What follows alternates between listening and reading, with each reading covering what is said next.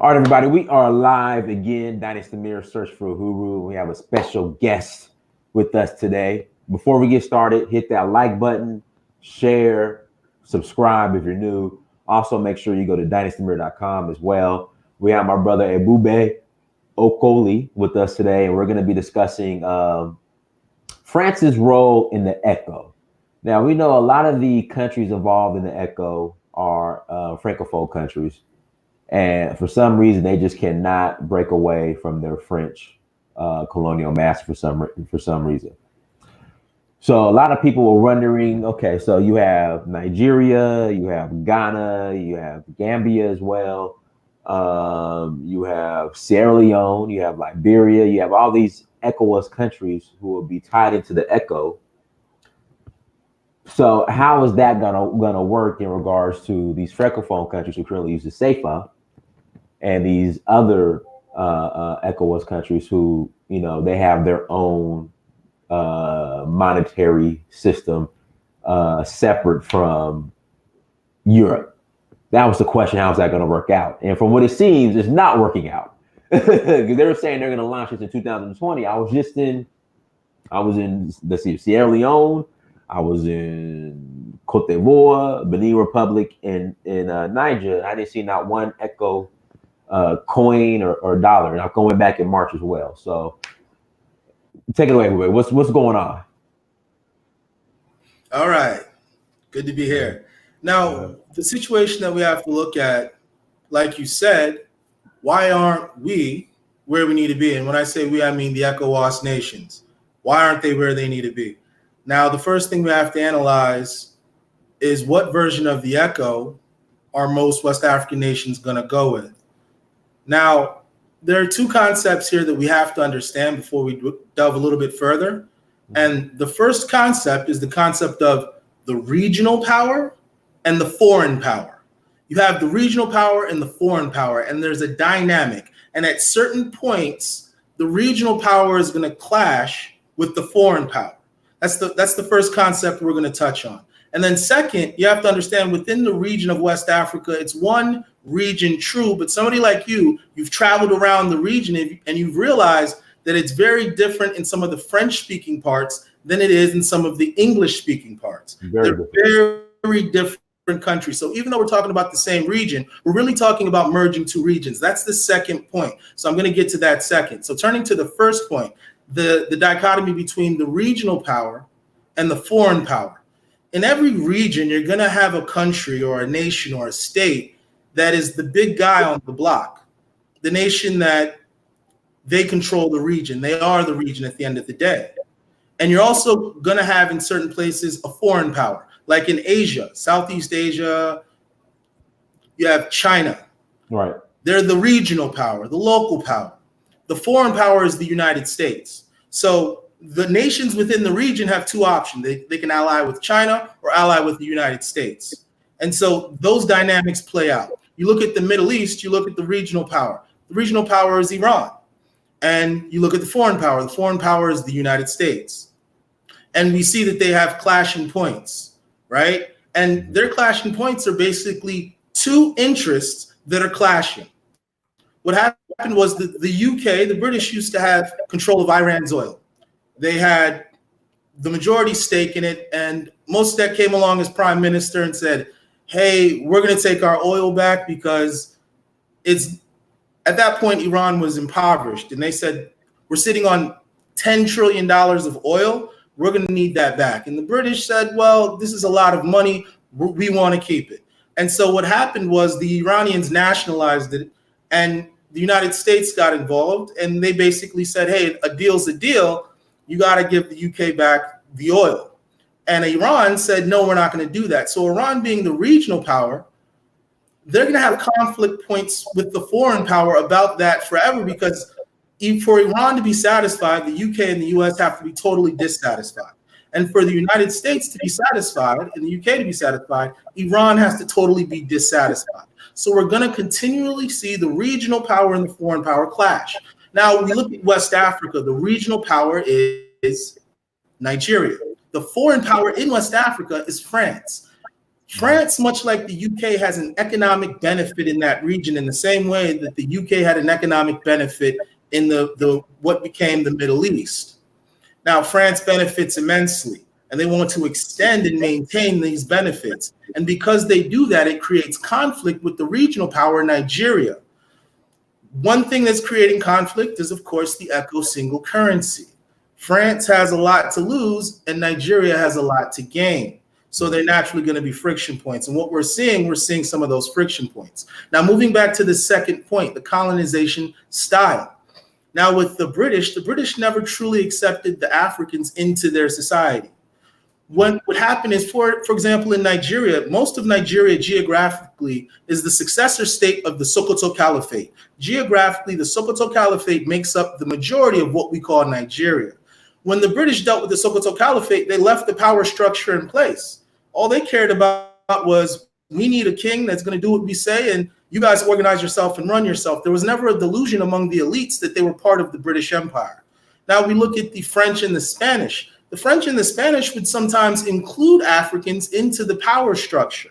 So, for example, in French colonies, if there was a European man from France who made contact with an African woman who was enslaved and an offspring came from that contact, in British and American society and colonies, that child was with the mother. That child was of the mother. It was African. There was never any confusion. But within French and Spanish society, they would bring that child in, and that child would get the mental of the father from Spain, but would have the phenotype of the mother from Africa.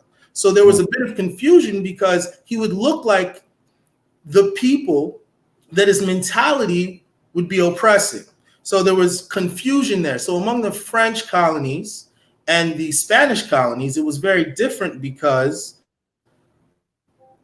the mentality of the elite, not the masses in the West African French colonies, not the masses, but the elite. The mentality is that I'm a Frenchman, if you will. I'm just an African. So being that the French countries make up about 8 of the 15 members, they have the majority. And if their mind state is thinking I'm closer to France than, say, Nigeria, well, there's only one result. When France calls everybody to Paris and makes them an offer, they can go back and make the declaration. So what happened is that in the second week of December, there were agreements made between the 15 member nations. You had agreements between the countries about the name, the symbol, and the fact that there was going to be a West African central bank. I believe you and I even discussed that. We discussed. Did they decide where it would make sense for it to be in Nigeria, but they finalized that? And they were still coming to decide that. But what happened is that France summoned the majority of the ECOWAS leaders, because the Francophone states make up the majority. They have about 8 out of the 15 countries. So France summoned them, and then they came back with an announcement saying that they were renaming the CFA, the ECO, and then they also made an announcement that it would be pegged to the euro, which was not part of the initial agreement in any way, shape, or form. It's almost as if you're throwing a party. Me and you were going to throw an event. We agree on the name of the event and the date. And then before the event, you come out with a flyer and you've done things that you and I didn't agree upon. Right. And because there are 8 member states, they have the majority. So a majority of the members have moved in one direction. However, in regards to population and economy, the majority of West Africa, 2/3 of the economy and population, is Nigeria. So the fact that they numerically have the majority, that doesn't necessarily mean that all of the other member states are going to fall in line. Why are these CFA countries so why can't they just separate from, I know, and you explained it some in regards to the, when the French came to colonize and got an African woman pregnant, how they brought in the child. But it's 2020 now, and then you have President of Cote d'Ivoire throwing Macky Sall in Senegal, the president of Gabon. They're just so in bed with France. I don't understand why. Why? Once again, it goes back to the mentality. And you have to understand that the elite, the way the French would colonize is that they would bring the elite of the society that they were colonizing into French society and make them feel as if they have a place and they belong within French society. That wasn't really done with British colonies. The British colonial overseers weren't that hands-on. They would leave the power structure there. So there was no infatuation with the British. There aren't any elites within the Nigerian system who view themselves as African British people. But so for example, if you think about it, if you go to some Spanish-speaking countries, you may see people who look like you or I. And you say, hey, you ask them where they're from, and they tell you Spain. And then you say, okay, where else? And then they say, there's a little bit of Taino Indian. And you say, okay, what else? You got an Afro, brother. Where else are you from? And they say, well, there were some Africans who came to this island, but they trace their lineage back to Spain. It's a mental thing. It's a psychological thing. So now with the French elite in these different French colonies, what they have is a psychological thing where they look at France as the big brother and not their fellow African nation, Nigeria. So when they think of the big brother, they think of France as opposed to thinking of Nigeria. And that, to an extent, that mentality, that psychology, if you understand that, then you understand what guides their actions.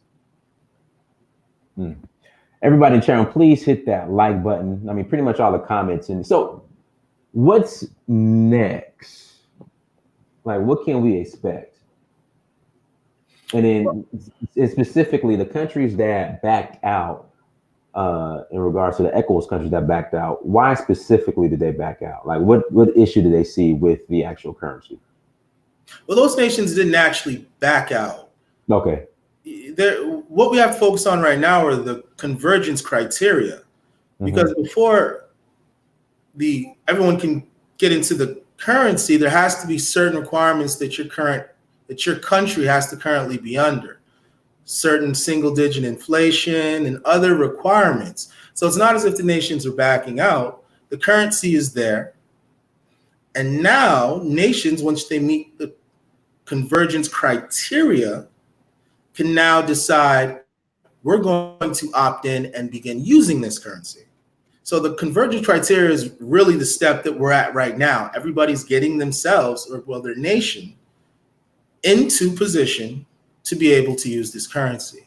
However, along the way, there's going to be some questions because this isn't necessarily the agreement that was initially made. For example, it being pegged to the euro, the central bank being in France, it being printed in France.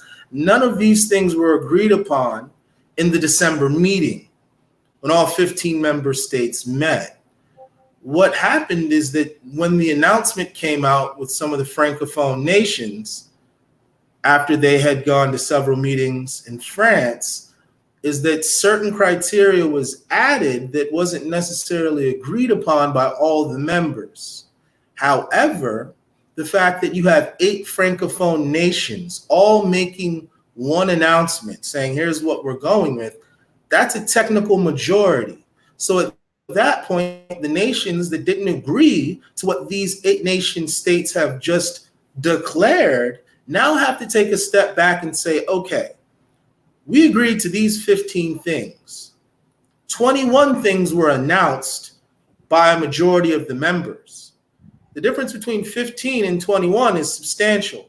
So what we need to do is we need to take a look at these 6 additional stipulations and see whether or not they work for us, because this is a different agreement. And many nations, to an extent, are looking at it and they're asking the question, is France trying to extend the CFA over the nations who weren't originally part of that system? Well, they always got something up their sleeve. So I would think they would definitely have ulterior motives when it comes to this ECHO. But I don't understand why they even involved. Right? Well, I wouldn't say ulterior motives. Their motives are pretty simple. It's economic. Right. Okay. Right. You're making France realizes over 500 billion. This is what's been reported, 500 billion annually from the current situation. So it's financial. And the way they look at it is an agreement's an agreement. If you're not If the agreement doesn't favor you, hey, this is the agreement. This is what we're operating under. So they're there for the economics. They're not there because it's leisure or that's what they enjoy doing. It's similar to why the UK was in Iran. There's $10 trillion worth of oil, and they owned it at one point until most of that came along and said, I'm going to nationalize this because you made a bad agreement with leaders that the masses don't agree with. Right. And he made that statement, that bold move, and there's been problems between the regional power and the foreign power ever since. And in most places, the foreign power is usually there for economics because that's what makes sense, right? So you're asking, what are France's motives? It's pretty straightforward. It's economics. They've acknowledged it severally. Even their presidents have acknowledged that without the connection to Africa that they have, France would slip down into the ranks of a third world nation. And so they're very aware that they benefit immensely and they want to maintain that. And Africans just have to understand that that's the situation. Let's see here. Damien Kamara says, do you think these African Francophone countries' attachment to France is strategic as well? What are they gaining by staying attached to these French nations? Like, what's the positive from it, well, if there is any? Of course, there are positives, but at the same time, we have to question what does it mean for there to be positives, right? Being a prisoner, there are positives. You have shelter. a day. So if we're going to judge it by positives, you can be in a very bad situation and still see there's positives in it.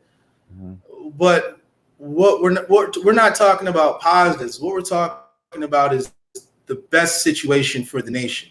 Well, for example, take Iran.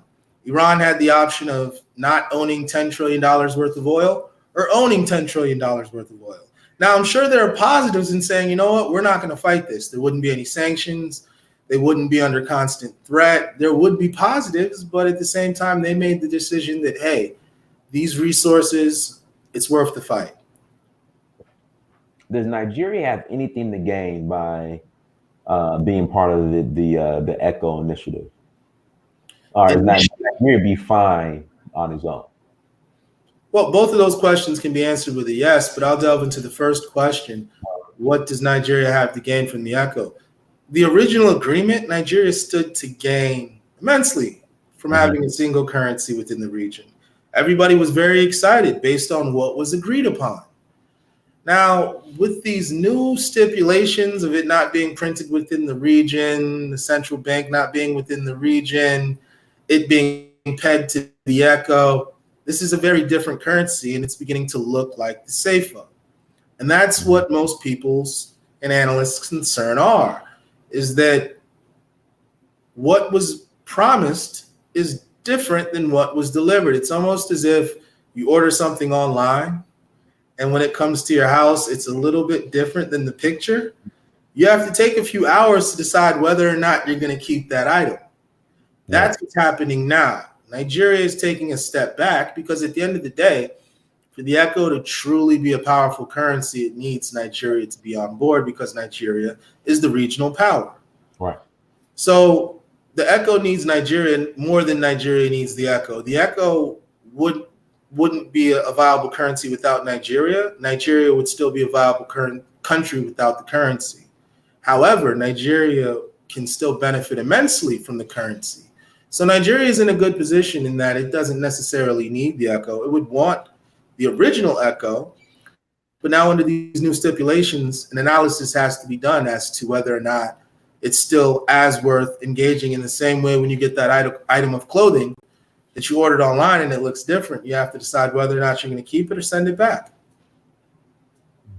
Guys, make sure you hit that like button. Again, we're discussing the ECHO and France's role in the ECHO. Hit that like button if you're new, subscribe. Also share the page as well. Let's see here. There's a comment. Black Cyber Network says, Africa needs to back a continental currency by the resources of the continent. We have to stop playing this silly game with the colonizers. Now, that was something Gaddafi was trying to do. And we saw how that ended up. Well, and when people say that statement, you have to look at it three-dimensionally. Like, yeah, that would be great. But here's the thing. Dynast, let's say you own a country. Your country, Dynast, and I'm country Ebube. Right. Country Dynast, your currency is backed up by gold, which is great. My currency is backed up because I said it is, and I printed out of a printer in giant sheets and cut it into small pieces of paper and distribute it. Now, let's say my currency is getting exchanged for your currency, and I get a lot of your currency, and I now say, Dynast, I want to get the gold for this currency. I want to exchange it. No. What do you mean? No, that's so now. See, the problem is if everybody is not on the gold standard, it can't work because I can print out as much currency as I want, trade it for your currency, and then call it in for gold. So now either everybody is on the gold standard or nobody is on the gold standard. And now if you tell the world, hey, the world has to be on the gold standard, it means you're going to come up with a completely new financial system. That means it's not just a declaration. It's I have a new IMF, a new World Bank, a new World Trade Organization. Right now, America is essentially acting as the world's bank, and they're guaranteeing world trade because they have the largest blue water navy. And so they ensure that they're the police officer of the open seas. Right. And so now to make that declaration means you're going to replace everything America does with your system, and nations are going to have to see it and either be compelled to say we're going with this new system or be put in a position where they can't say no. Right. So before you make the declaration like Muammar Gaddafi that, hey, we're going to have this, there are steps, like that's a lofty goal, but there are steps you have to take before you get there. And so, yeah, it would be great for there to be a resource-backed system because African countries would be the clear winner. Who has more resources than Africa? And who's going to be the clear losers? The countries that are rich but don't have a lot of resources. And they have large navies and armies and air forces. They're not going to sit idly by. So before you make that declaration, you have to be able to dominate the global system before you can say, you know what, everybody has to be able to justify their country's currencies. And if you don't have enough resources, your country is just going to be designated as a poor country. That kind of statement, you have to have power to make that kind of statement. So yeah, in response to the comment that was made, it would be great if Africa had a single currency that was backed by the resources. But then the question is, how are you going to get the rest of the world to go along with it? Or how are you going to put them in a position where they can't say no? Right. Let's see here. Malik Yoli says, are you the son of Professor Okoli from Brooklyn who headed the Black Studies Department at New York Community College in the 70s? You know what's interesting about that question? My father is a professor, Professor Ebube Okoli. So yes, my father is a Professor Okoli, but the Professor Okoli he's referring to is very different. My father was a professor at the University in Virginia, Norfolk State University. So yes, my father is a professor, but not that Professor Okoli. It's interesting. There are a lot of Professor Okolis out there, though. Yeah. AU got free itself from the EU the African Union. It has a point as far as before we discussed this African Union continent-wide currency. The AU isn't completely free from the EU. I mean, we saw that with the firing of the past ambassador. If you followed that, Miss Eric. So she made comments about France, and she was out of there. So well, we have to ask, what's the purpose of the African Union? What does it do in Africa? Like, what tangibles has it delivered? That's a good question. Tell me. I don't know. And then we take a look at that first, before we determine that an organization has to do this or that. But we ask, well, what's the relevance of that organization? Now, when it comes to the African Union, the very first African Union was organic from Africa. All of the African heads of state said, you know what? Let's have a continental meeting. And they actually all met up. Meeting, right? Exactly. So that was organically African. After that, it kind of got co-opted because certain nations don't want African nations linking up with each other. And so they decided, you know what, we have to somehow be involved in this process. But then again, once again, international organizations are created all the time. If you don't like this organization and you're saying there's too much influence from the EU, well, then African countries should float another organization, and that'll be the organization that they own and control. Yeah, the OAU. Let's see what else you have in the chat room. So is the ECHO, is it even worth pursuing still? Because we have certain parties that just cannot break away from the European masters? Is it worth to continue to pursue? And yeah, you raised a good point. Like we said earlier, psychologically, the elites of those nations are very different than the masses, and the elites are a minority, but they view themselves as being a part of France. So as long as those elites have that view that that they're a part of France and they're African Frenchmen, if you will, they're going to look to France for guidance. Mm-hmm. So if you have members within the region who aren't looking at the regional power, it's really up to the regional power to play politics correctly and get the region together and say, look, at the end of the day, this is my region. If I'm truly the big guy on the block, I need to get my region in order, and then we can move as a region and proceed from there. And once Nigeria can get to that point, the ECHO, as originally agreed upon, would be an amazing thing to move forward with. But once again, right now, Nigeria is in an advantageous situation.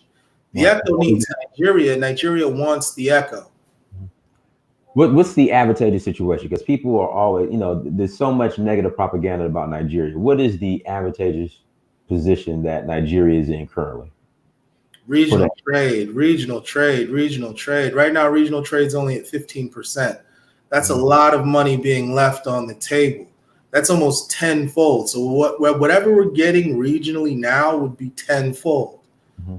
And Nigeria is doing okay regionally, but if we could get that number up to 30 or 40%, oh my goodness, every economy in West Africa would be stabilized immensely. And then Nigeria is selling oil within the region. There are immense benefits to Nigeria, but once again, you don't want to sacrifice sovereignty for economic gain. Once again, you don't want to sacrifice sovereignty for economic gain. That's basically giving away your freedom for money. You've just made a mistake. So it's good that Nigeria is saying yes, based on the original agreement of how the ECHO was initially agreed upon and structured, this would be a great thing.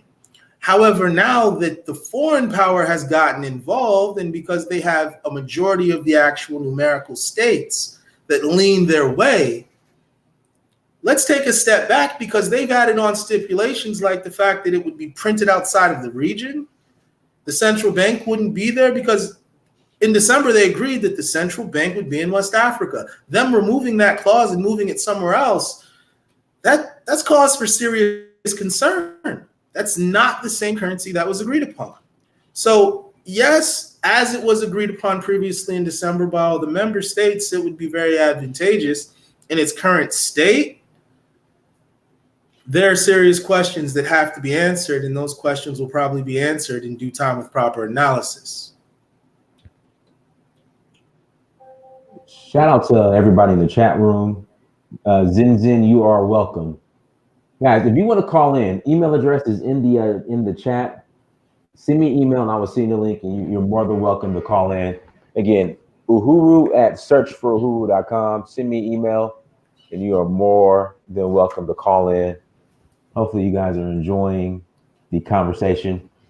How does China, what role, if any, do they play in all of this, or does it matter?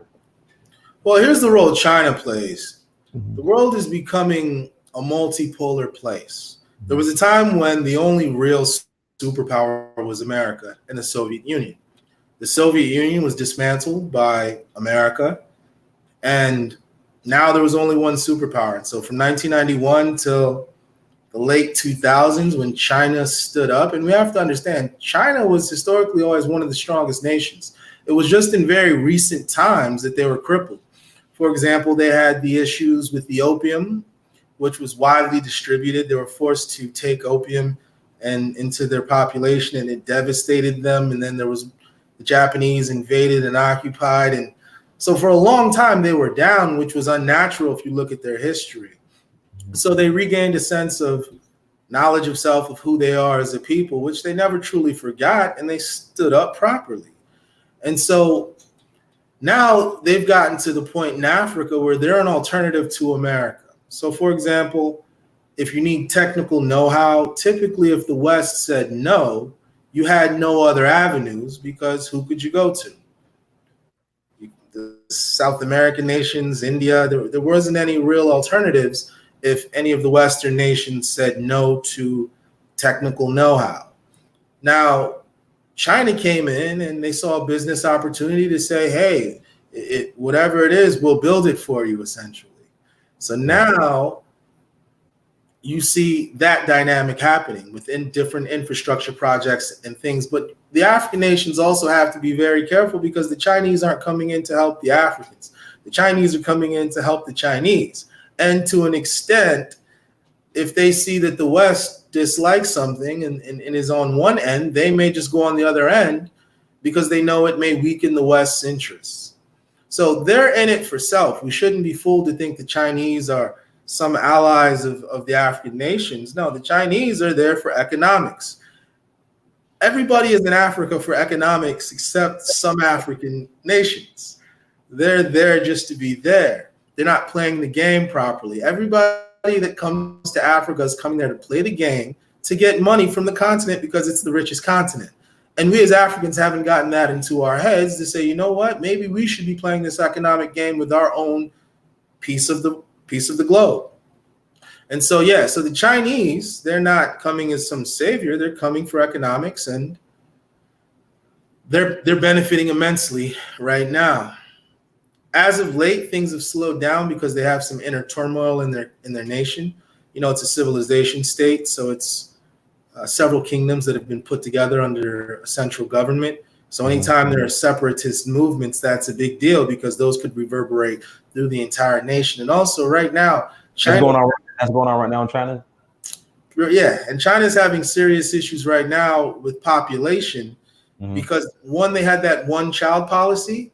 And so what would happen is, I think they stopped it. But here's the long-term effects of it.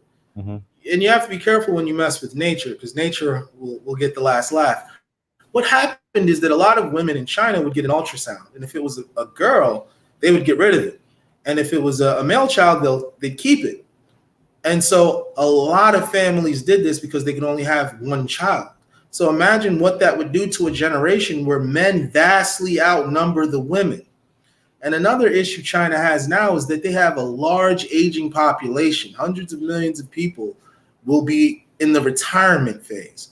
And with just the amount of people we have in America with retirement and Social Security and all those issues, China is going to be plagued with that to the tune of hundreds of millions of people because they have they had a population boom and people are living longer in China into old age. So China has a lot of issues on its hands right now as well. Somebody says in the chat room, there's a comment. The problem is Nigeria's leaders aren't playing an active role in diplomacy in West Africa. What are your thoughts about that comment? Well, when we say an active role, what exactly do we mean?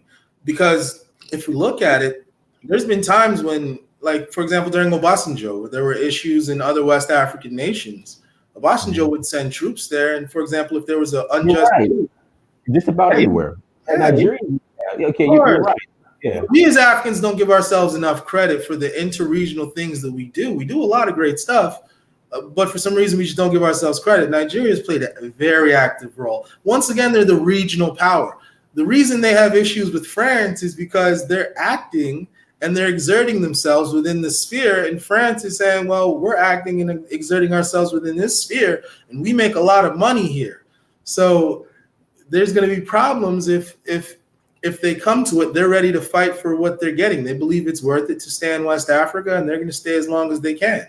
So Nigeria runs into a lot of issues because of its active role. The fact that Nigeria closed its borders recently, and everybody's been, if Nigeria was an insignificant country, we wouldn't be hearing about this.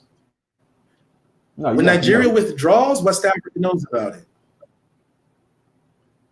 No, you're right about that. I just thought about that. I mean, as far as I know, in Sierra Leone, Liberia, just about every country that when there was a civil war going on, Nigerians were Nigeria sent peacekeepers to those countries. So, you're right.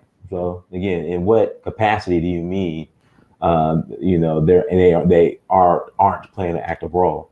And at the same time, as the regional power, you have to understand it's a balancing act. because the last thing you want to do is be looked at as a colonizer.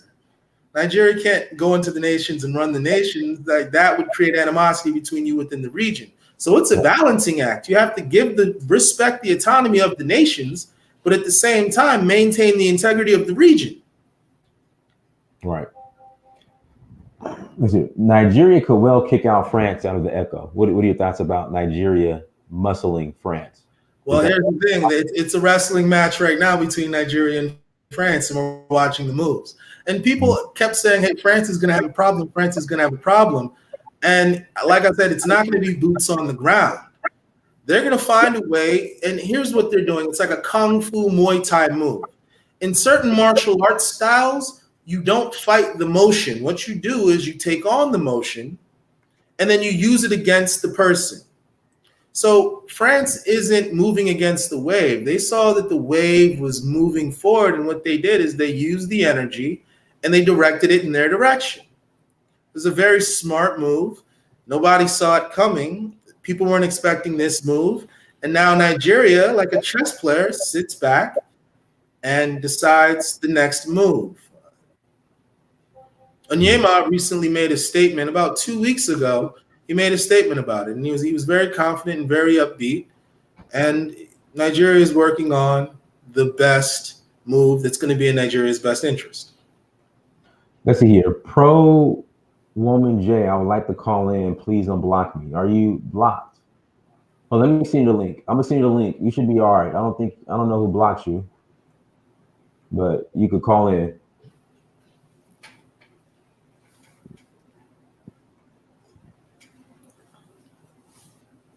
All right, so I just sent the link. Go ahead and call in and ask your question or make your statement.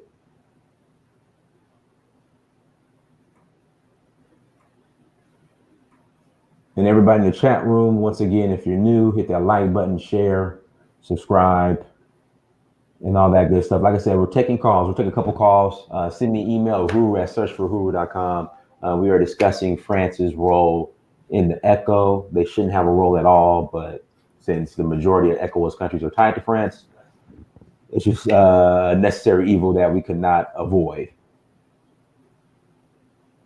Oh, what about how do you feel about the new immigration ban with Trump? I know it was off topic, but what are your thoughts on that? Well, if we just look at the facts on ground, logically, it's the only step that could take place. I'm sure you know about the changing demographics of America. Mm-hmm. And the low birth rate of certain segments of the population. And by well, it only makes sense, because if you look at some of the nations that they've banned, those nations are expected to almost triple in population moving forward.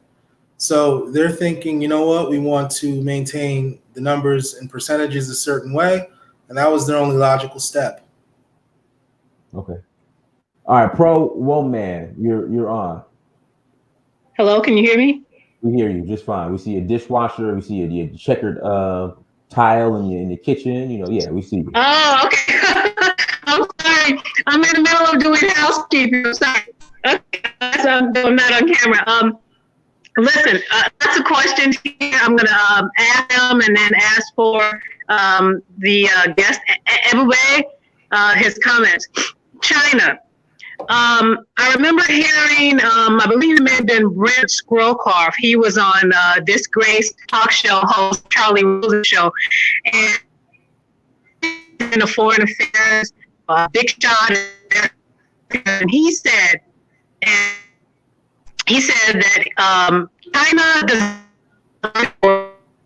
Hey, Pro Woman, your connection, your metro. When people say that China is really just waiting, and China has been called even the East, I kind of think that that's correct. A discipline that also gives them a callousness in business in the world. And maybe if you typed it in the chat, really, we're not really hearing you. Yeah. Pro Woman, your connection's just. I would love to hear a question. If she could type it into the chat, it'd probably be best there, because it's not easy talking with Metro PCS. Yeah. Okay, Officer of the Damn Law. I'm about to send the link. You'll be the last caller. Officer of the damn law. All right, I just sent the link. But yeah, Pro One Man, we need you to. I don't know if you're in a basement, but we need you to head up to the first floor so you get a better connection. But we couldn't hear you. Let's see here. There was a question in here that I wanted to ask. Somebody was asking about how something about structural reorganization. How did that affect the Naira? SAP structural adjustment program. Yeah. Yeah. How did that affect the Naira? Well, here's the thing. It re-engineered society. So, for example, if you have a certain number of people in the middle class, that's the structure of society. You might have 30%, 37% of people in the middle class. You might have a certain number of people who are considered poor, a certain number of people who are considered wealthy. And what happened, or what appeared to happen, the result was that the number of poor people grew exponentially after those programs. I'm not sure if that was the intended desire of those programs, but with SAP and some of those other programs, maybe there was problems with implementation, but they weren't necessarily beneficial, according to some analysts. Okay. All right. Officer of the damn law. We're waiting on you. Audrey says, laugh out loud. I remember SAP. A lot of people do. Mm-hmm.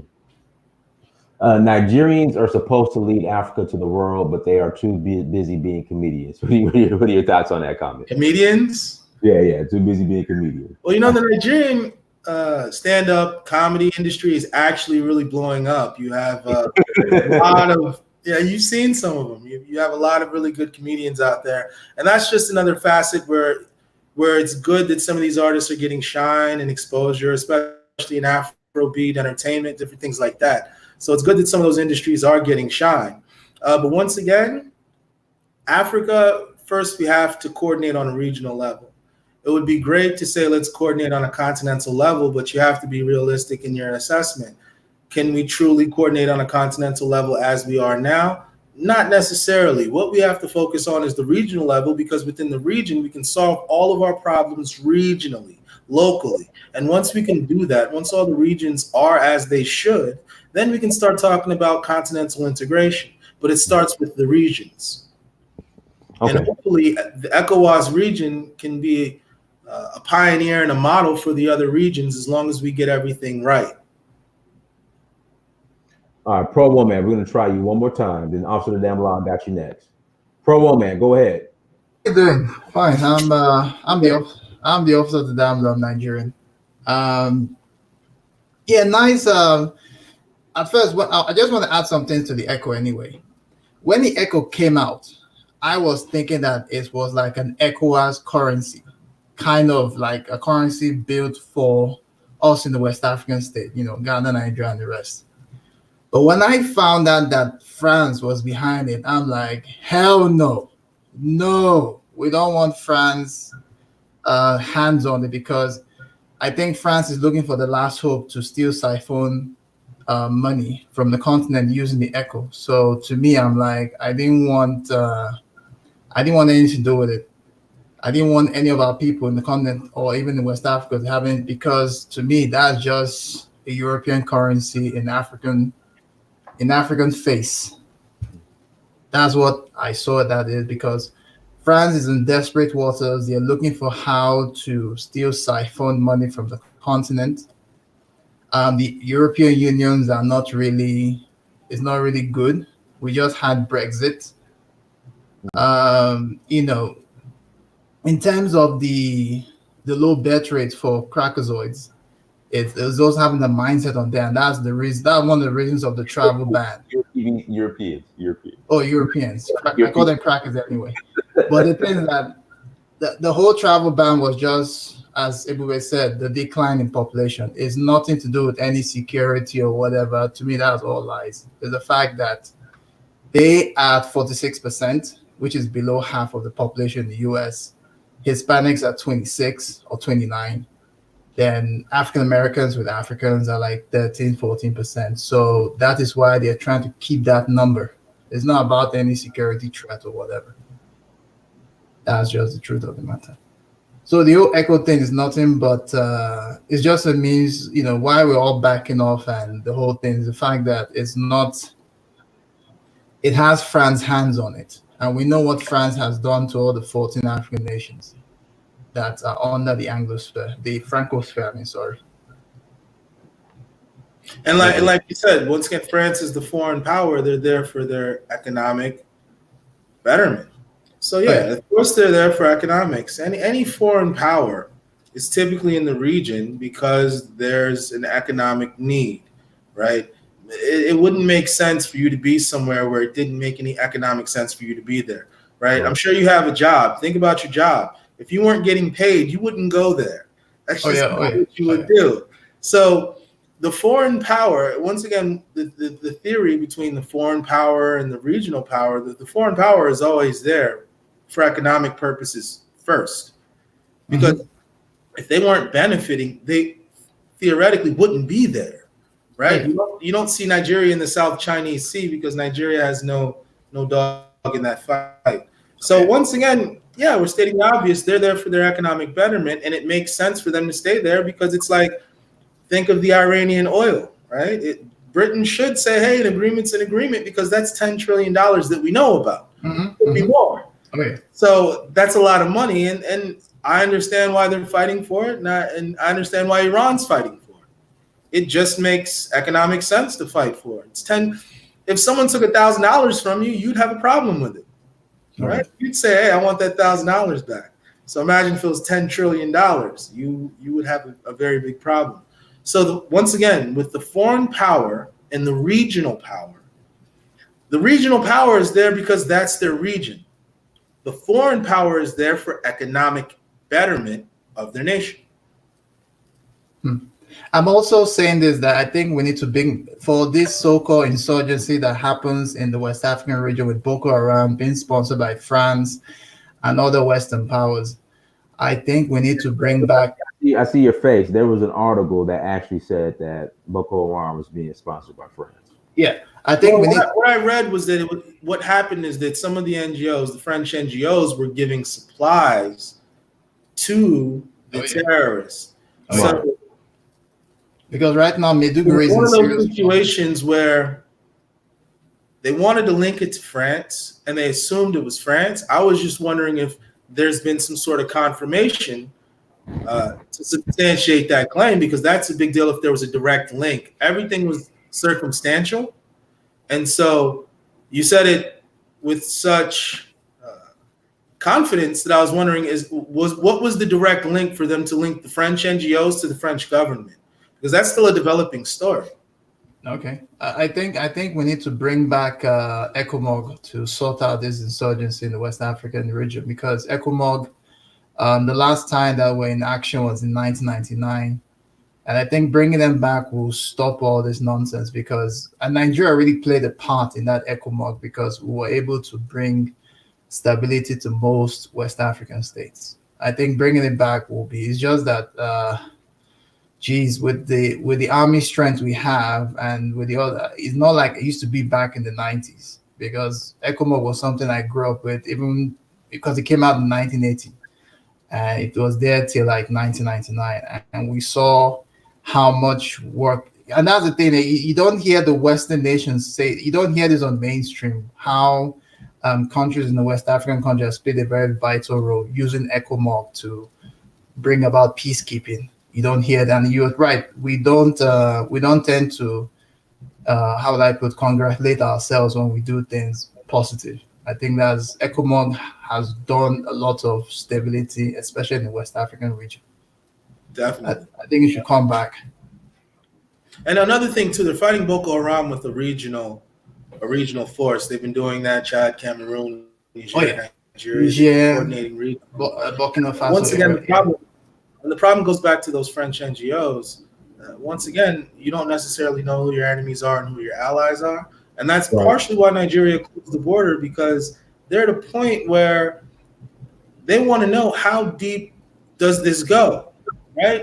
Is it just merely you guys supplying people we've deemed to be terrorists with food and medicine, Or is this something that's systematic, and is this something that you guys do, and is this deeper? Are you supplying them with something else like weapons?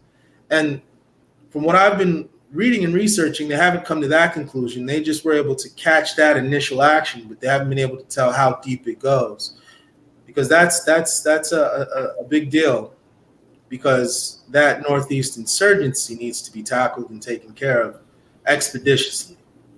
Oh yeah, because I heard of people that what I heard. This is what I heard today from someone that's around that area, is that with the bomb blast that happened some couple of days ago, where a Muslim girl blew herself up,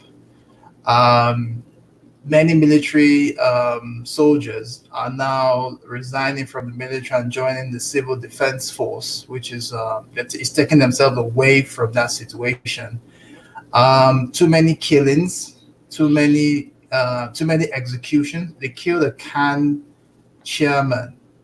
He was killed. I saw the video about a week ago, a week and a half ago. The video was sent to me on my phone from people that recorded it. So because Buhari is blocking channels like TV channels and news channels to cover most of the things happening in Maiduguri. So what I told them that they need to send me videos on my WhatsApp so I could put them on social media platforms, maybe Black Junction, because YouTube doesn't allow me to upload. It's crazy. Like they had this guy's head chopped off. So Maiduguri is really tough. It's bad. People is like, there's a lot of jobs there to do, NGO jobs, but there's a high chance that you will not make it alive. You will be raped, you will be gang raped, you will be killed. It's crazy. It's like, it's like Iraq back in the 2000s. There's bombings. Well, the government has done pretty well in containing it. There was a time during the Good Luck administration, and there was a time even before then with the earlier incarnation of that. But was it the Matsine? But there's always been restiveness in that particular area, and right now that's an insurgency is a very tough thing to fight, because you don't know who an insurgent is. Right. They don't wear uniforms. So you can come into a town, you can patrol that town, and you don't know that there are hundreds of them in that town until they strike, and it's too late. It's too late. You were blindsided. So in all fairness, the government is doing as much as they can in such a situation that they find themselves in. But once again, like you just said, that's just going to be a hard area. Oh yeah, to really get under control because of the nature of warfare. It's a guerrilla warfare. Oh yeah, and the fact that Buhari needs to really step up, because my friend told me it's getting bad. Once again, it's asymmetric warfare. With asymmetric warfare, they're striking soft targets consistently.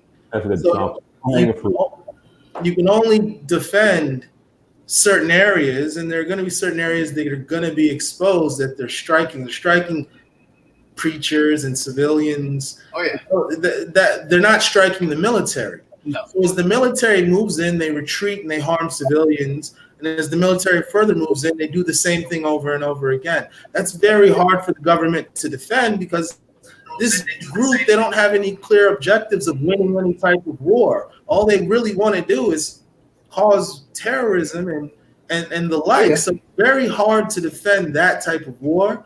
So we have to give the president and the government and the service chiefs their just due, and that they've at least contained it. Oh, well, I just hope they keep doing more, because it's, with the videos I saw, I'm like, man, Borno Maiduguri is in serious. It's been hammered badly, and this has been going on for years. And, that's why I say France, when people are saying France has a hand, because this was something that people were demonstrating on the streets in Lagos, saying that we want the French hand away in sponsoring Boko Haram. This has been going on since 2009. This whole Boko Haram insurgency, and this is 2020. So, and this thing it was actually there before. See, Boko Boko Haram was there before 2009. It was a group that was there. They had a very radical message, and there was Muhammad Yusuf who was the leader, and it was rhetoric at that point. It was dangerous rhetoric, very dangerous, but it was rhetoric nonetheless.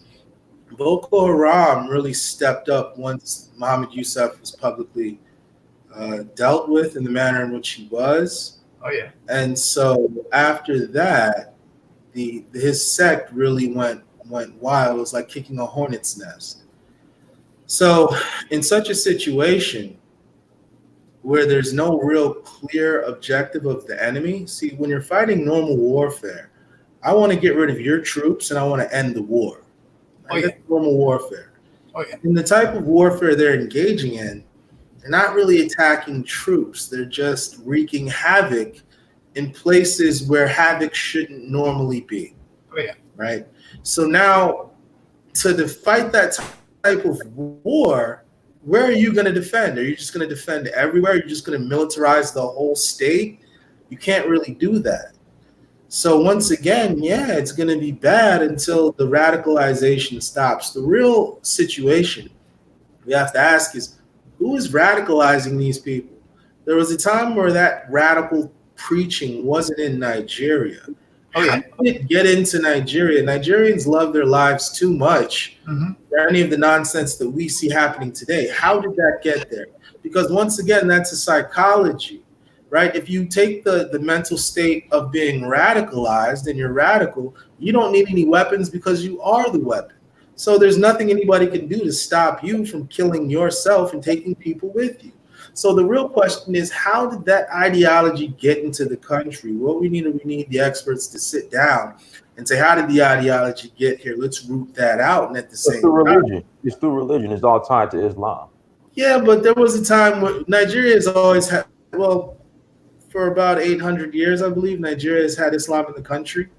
And jihad, Usman Dan Fodio, and different things like that, but there wasn't senseless violence. The Usman Dan Fodio, what he did was in connection with a series of jihads that were sweeping West Africa at the time in order to create a certain dynamic and power structure. His jihad made sense because he had a clear goal objective. With the type of radicalism that we see now, there's no clear goal objective. And that's really the problem, is how did we get this radical form of Islam? See, we've had Islam, but how did we get radicalized Islam? Who is radicalizing the youth of this certain section of the nation? And we need to get rid of that ASAP, because otherwise, if you don't get rid of the radicalization factor, more and more people will be radicalized, and we'll have more and more events like you discussed. Once again, if there are foreign bodies or entities or even nations assisting these guys, we need to hold their feet to the fire and stop them and make sure we put them in a place where they can no longer do that, if indeed those accusations are true. The thing is that with Islam, Islam way has always been a very, a submission religion where you have to submit, because before Islam was able to invade those northern parts of Nigeria and the northern areas of most of these West African states, those areas were known to have their own cultures pure before Islam came in. So what they like, for example, I'll give an example. The Nupe kingdom is not an Islamic kingdom. Okay, it was attacked by the invasion of Islam, and you had either you had to convert or you die. So they converted. Well, that wasn't necessarily true with the conversions in East Africa. Those Africans, as John Heinrich Clarke writes about and describes about, those Africans were converted by Arabs, and it was a little bit more forceful. The Africans of West Africa, the reason there wasn't really that radical Islamization is because they were converted by other Africans. Because when the Arabs came in and with their brand of Islam, it had a lot of Arabism to it, meaning that they kind of made you an Arab. They culturally changed you, and they got rid of everything that was African. Well, that's how it is. Outside of Senegal, which somewhat Africanized their Islam, just about everywhere else is like an Arab version, including Here's the thing, like, for example, it's not about the religion. What I'm talking about is the culture, right? So that's North Nigeria. I mean, you got dark black Africans calling themselves Arab. If you go to Sudan, you'll see that those Africans were Arabized. It's a term which means culturally and psychologically they behave as Arabs. It's because they were converted by Arabs who didn't know the good parts of being African and the bad parts of being African, so they wiped away the culture completely and replaced it with their culture, an Arab culture, down to the language. It's not like that in West Africa. West African Muslims still speak their mother tongue because they were converted by other Africans who knew what to keep and what to take away when that person would join the religion. So Islam never really invaded West Africa. It came through trade, and then it came through the elite class. So people who would trade picked up the religion. So the brand of Islam in West Africa was traditionally more peaceful because it came in a peaceful manner. If you look at North Africa and East Africa, there was a lot of bloodshed with the spread of Islam there. And even till today, in parts of Sudan, up till very recently, there were issues there. We never had those grand issues in Nigeria until very recently. And once again, we have to ask ourselves, who is radicalizing the youth? And we need to start there. And that's how we'll end Boko Haram. Okay, because I've lived in the north, and they speak Hausa and they write things in Arabic, so well, it's Ajami. They use something called Ajami. It's a script. It's a modified Arabic script. It's not true Arabic. And even Arabic script comes from ancient Egypt. It comes from Africa. What we call the Arabic letters actually come from Africa. When the Asiatics came into Africa, they picked up that script. So even what we call Arabic script didn't come from the Arabian Peninsula. It came from Africa. Oh, okay. Yeah. History lesson. All right, we got one last question from, I guess this is Professor Larry Davis. Will Nigeria survive as a political entity? It seems to me there are several Nigerians. Once again, Nigeria is a civilization state. It's a nation made up of several kingdoms. And as discussed earlier, the largest entity was the Sokoto Caliphate. You had the Henry Kingdom, you had the Aro Confederacy, you had the Great Kingdom of Benin, you had Oyo, and you had other smaller groups who were amalgamated into one quote-unquote country. And now everybody's kind of jostling to see where exactly do they fit. Nobody wants to be at the bottom, but everybody wants to be at the top. And Nigeria right now is still settling out the order of how things are going to be. But once we come up with a system that accommodates everybody and nobody feels like the loser, right now it's almost a zero-sum game, right? You have three major groups in Nigeria. Whoever can get two groups on one side wins everything politically, and the ostracized group plays opposition, which is a terrible, terrible system, because if you're in opposition, you almost don't even want to be in the country because it's two ethnic groups against one. So now either it's Nnamdi Azikiwe, Tefewa Balewa, and then Awolowo is opposition. Or right now you have Tinubu and the northern members of APC, and the Southeast is now playing opposition. So it's a zero-sum game currently, but eventually we may change the system where everybody can be number one within their own particular capacity. And I personally think that would do the nation very well. No, you're right, Okoli. Like, I think what we need is that, as you said, we know that the Hausas and the Yorubas play this 2-1 with those, with the major tribe, with those of us in the Southeast. All three nations play politics. Yeah. If you remember the First Republic, Nnamdi Azikiwe was getting courted by Awolowo and was getting courted by Ahmadu Bello. And whoever can get two of the big three on their side is going to control politics. That's how politics goes in Nigeria. Whoever gets two out of the three. So at times, the alliances have changed so many times, and they're changing all the time. But once again, the only problem with that is that if you get two on one side, then by definition, one is going to be on the outs. So to answer the question, we need a system that there are no losers. We need a system where every region, every group can feel like they're winning for their particular region or group and for the country as a whole. So I think we have to go back to regional system of government, I suppose. That would be nice as well. It was a good system. It worked for us, but once again, there's a lot of concerns with just how things will go under a regional system. But once Nigerians get to the point where all Nigerians decide, or a critical mass decide that we need to go back to regionalism, we'll be back at regionalism. We just haven't gotten there as a people. Most people don't want regionalism. They want the current structure. But once people want, it's almost like when people were tired of military rule. Oh yeah. When people were tired of military rule, it just ended. Because when Nigerians get serious and they get angry, things happen.